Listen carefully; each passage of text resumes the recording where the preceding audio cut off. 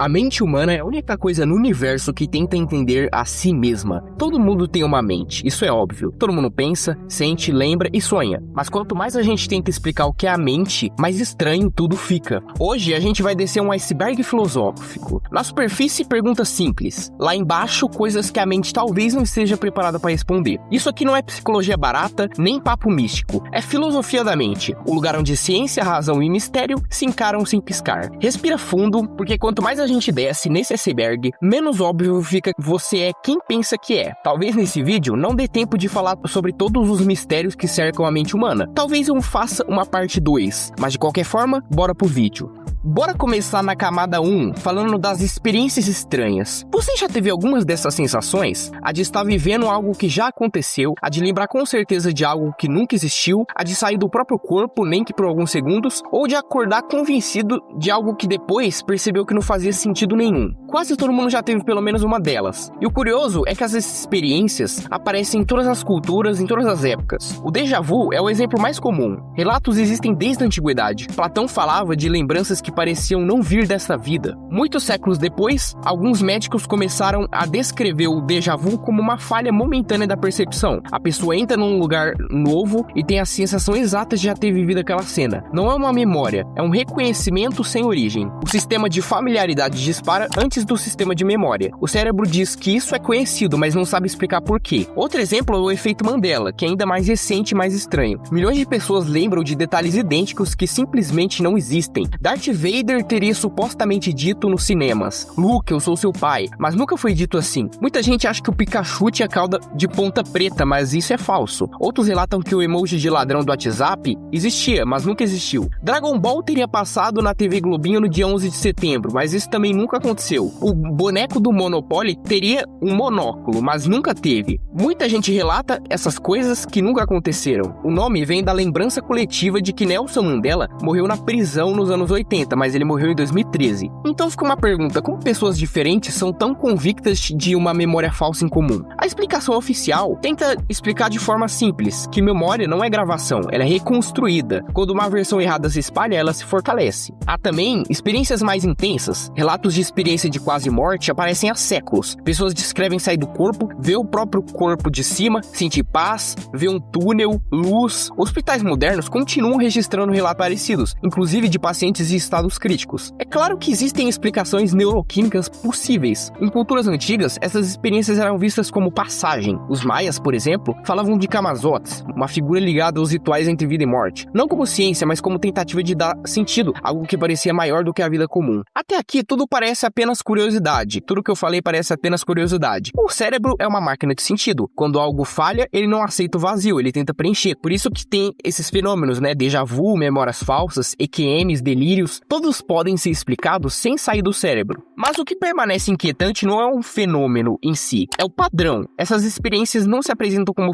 confusão, elas vêm com clareza, convicção, realidade interna total. Elas mostram que a mente pode criar a sensação de verdade, de presença, de sentido, sem garantia nenhuma de que isso corresponda ao mundo. Talvez isso não revele nada oculto sobre o universo, mas revela algo profundo sobre a mente. Talvez a nossa mente não foi feita para a verdade, foi feita para experiências convincentes. E isso é perturbador. Se experiências falsas, mas que nos convencem de que foi real, existem, fica a pergunta: será que nosso cérebro não foi feito para a verdade, mas para ser convencido? Será que podemos ser iludidos mais fácil do que a gente pensa? Agora a gente vai falar do controle dos pensamentos. Tenta fazer um teste simples, agora mesmo. Eu quero que tente não pensar em nada, absolutamente nada, por alguns segundos. E aí, funcionou? Quase nunca funciona, né? Pensamentos aparecem sem pedir licença. Uma lembrança aleatória, uma imagem estranha, uma frase que não tem nada a ver. Bom, agora tenta outra coisa. Eu quero que você não pense em um elefante verde. No instante que você tenta evitar, lá tá ele, verde, gigante, impossível de ignorar. Todo mundo já passou por isso. Aquele pensamento inconveniente, uma lembrança vergonhosa, uma ideia absurda que você não queria ter, mas que insiste em voltar quanto mais você tenta expulsar. E aí que surge uma pergunta que quase todo mundo já teve, mesmo sem formular. Você escolhe o que pensa ou apenas percebe o pensamento chegando? Platão já desconfiava disso. Para ele, a mente não era uma coisa unificada, mas um conflito verdadeiro. A razão te puxa para um lado, os desejos te puxam para o outro. Pensar nunca foi totalmente voluntário. voluntário, é mais uma negociação interna. Séculos depois, Agostinho percebe algo inquietante. Mesmo quando a gente tenta pensar em algo específico, a mente escapa, ela divaga, cai em pensamentos que não escolheu. E ele se pergunta quase em confissão: se eu mando na minha mente, por que ela não obedece? David Hume vai ainda mais longe. Ele olha pra dentro e não encontra um eu no controle, só uma sequência de percepções surgindo e desaparecendo. Ideias chamando ideias, pensamentos puxando pensamentos, mas nenhum comando, só fluxo. E Freud fecha o cerco. Segundo ele, muitos pensamentos que você acha que escolheu foram decididos em um lugar ao qual você não tem acesso direto. O inconsciente não pede licença, ele só invade. E quanto mais você tenta não pensar em algo, mais aquele insiste em voltar. Então a pergunta retorna, agora bem familiar. Se pensamentos surgem sozinhos, se você não consegue simplesmente pará-los, se até o esforço de controle vira outro pensamento, quem será que está realmente no comando aqui? Talvez a mente não seja algo que você dirige, talvez seja algo que você habita. E talvez o controle que sentimos seja menos um volante e mais uma sensação que aparece depois. Comente aí nos comentários o que você acha disso. Será que a gente realmente tem controle sobre a nossa mente? Ou será que a gente apenas habita nela? Até agora a gente falou de coisas que todo mundo já parou para pensar, mas vamos para a camada 2. Onde está a consciência? Feche os olhos por um segundo, agora pense em qualquer coisa, uma imagem, uma lembrança, uma ideia boba. Pronto, agora vou te perguntar, onde isso aconteceu? Não foi no mundo, não foi exatamente no corpo, mas também não parece ter sido fora dele. Então, onde? Onde está no nosso cérebro os nossos pensamentos? Em que parte do cérebro fica a consciência? Essa pergunta parece simples e quase infantil, mas ela esconde um abismo. Durante séculos, a resposta mais intuitiva foi: a consciência está na mente e a mente está separada do corpo. René Descartes dizia que o corpo ocupa espaço, mas a mente não. O corpo é uma coisa extensa, a mente é coisa pensante. Mas isso só empurra o problema um passo para trás. Se a mente não ocupa espaço, como ela interage com algo que ocupa? Onde exatamente essa conexão acontece? Na glândula pineal? Num ponto específico do cérebro? Ou em lugar nenhum? Quanto mais você tenta localizar, mais a consciência escapa. A modernidade tentou resolver isso de outro lado. Tudo é cérebro, disseram. Neurônios disparam, sinapses acontecem, circuitos se organizam e pronto, consciência. Para muitos, mente e corpo são um só, não duas coisas separadas. A mente é apenas um produto do cérebro. Mas aqui surge o problema difícil da consciência. O problema é, por que esses processos são vividos? Porque existe algo que é ser você. Você pode conhecer tudo sobre o cérebro de alguém e ainda assim não saber como é ser aquela pessoa. Onde está a sensação? Onde está o como é? Se mente e corpo são um só, por que temos sensações únicas que só nós temos e mais ninguém no mundo? É aqui que entra a ideia de qualia. Essas pequenas experiências privadas que ninguém pode acessar além de você, como o gosto do café, a dor de uma saudade, a estranheza de existir. Você pode explicar, apontar, comparar, mas nunca transferir. Então surge a pergunta incômoda: se a ciência descreve tudo de fora e a consciência só existe por dentro, elas falam do mesmo mundo? Ou estamos tentando medir algo que não foi feito para ser medido? Alguns filósofos apertam o freio e dizem: talvez a consciência seja uma ilusão. Daniel Dennett sugere que o teatro interno é uma narrativa, um truque do cérebro para organizar a informação. Não existe um eu, só processos concorrendo. Mas pense com cuidado. Se a consciência é uma ilusão, ela é uma ilusão para quem? Se tudo é ilusão, quem está sendo enganado? A própria tentativa de negar a consciência parece precisar dela. Outros vão na direção oposta. Alguns perguntam: e se a consciência não estiver no cérebro, mas o cérebro que estiver na consciência? Os panpsiquistas são pessoas que acreditam no panpsiquismo, que é a ideia de que a consciência está em tudo, não apenas nos humanos ou nos animais, mas até nas pedras, nas plantas e na matéria. Tudo tem algum tipo de experiência, ainda que mínima. Os panpsiquistas sugerem algo muito radical. Talvez a consciência seja uma propriedade fundamental da realidade. Não algo que surge, mas algo que sempre esteve lá. Tudo está consciente. A consciência seria uma lei da realidade. Você não seria o único ponto consciente do universo. Seria apenas um dos poucos lugares onde a consciência é muito mais complexa o suficiente para perguntar sobre si mesma. Isso soa estranho. Então voltamos à pergunta inicial: onde será que está a consciência? No cérebro? No corpo? No mundo? Ou em nenhuma dessas categorias? Talvez a consciência não esteja em lugar nenhum. Do mesmo jeito que o agora não está em nenhum ponto do tempo. Ele não ocupa espaço. Ele é o ponto de vista. E talvez, só talvez, o maior mistério não seja entender a consciência, mas aceitar que a mente humana pode ser pequena demais para caber dentro da própria explicação. Descendo adiante na camada 3, vamos falar da metaconsciência.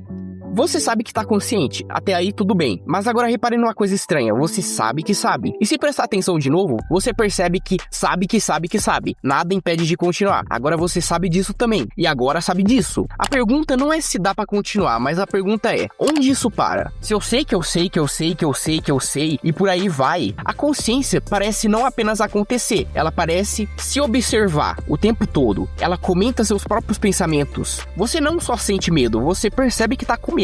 E depois pode pensar sobre esse medo. E depois pensar sobre o fato de estar pensando sobre ele. Isso é metaconsciência. E é aqui que a mente começa a ficar estranha. Porque surge uma pergunta incômoda. Se eu posso observar meus pensamentos, eles são realmente eu? Quando o pensamento aparece e você diz, isso não sou eu, quem será que tá falando? Se algo que observa e algo que é observado, qual dos dois é você? Alguns filósofos dizem, existe um eu profundo por trás de tudo. Outros respondem, não, existe só observação acontecendo. David Hume olhou para dentro e não encontrou ninguém no comando, só percepções surgindo, uma após a outra. O eu seria apenas o nome que damos ao fluxo quando tentamos apontar para ele. Mas isso cria outro problema. Se tudo é fluxo, quem está enganando quando a mente erra?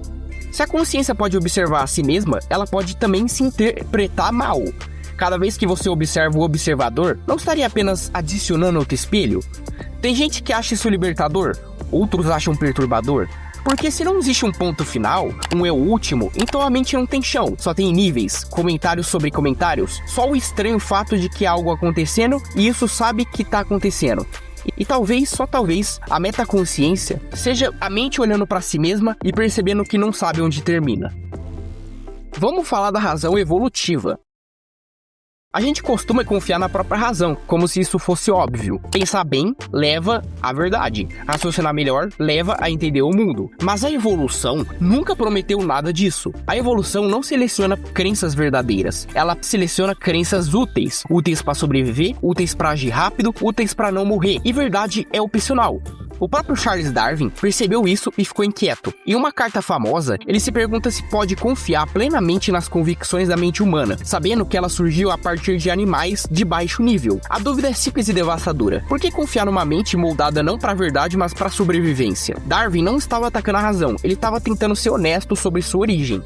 Pensa num exemplo simples. Um ancestral vê um arbusto se mexendo. Ele pode pensar, talvez seja só o vento, ou talvez seja um predador. Aquele que assume perigo sobrevive mais, mesmo que esteja errado muitas vezes. A mente que exagera padrões, que vê intenção onde não há, que simplifica o mundo em bom e ruim, tem vantagem evolutiva, mas vantagem não é verdade.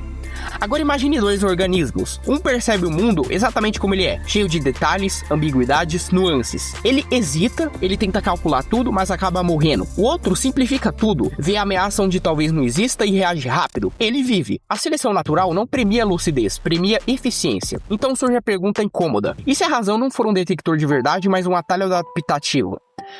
Talvez a mente não seja feita para compreender a realidade profunda, mas para navegar um recorte útil dela, um mapa grosseiro, não um território.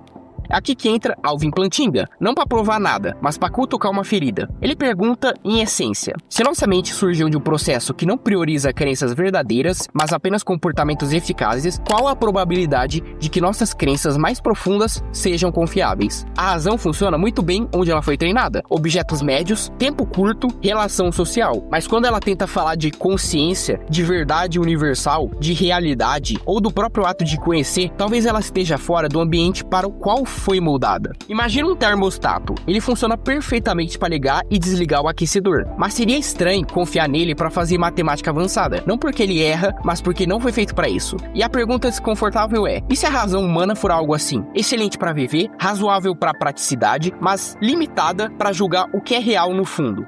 Se nossas intuições básicas sobre causa, tempo, identidade, livre-arbítrio e muitas outras questões filosóficas difíceis foram moldadas para funcionar em savanas, não em níveis da realidade, por que esperar que elas funcionem bem quando a gente fala sobre consciência, universo ou verdade última? Talvez a mente esteja fora de casa quando faz filosofia. Talvez as perguntas mais fundamentais, como se Deus existe, quem somos nós, por que existe algo, não sejam difíceis de responder.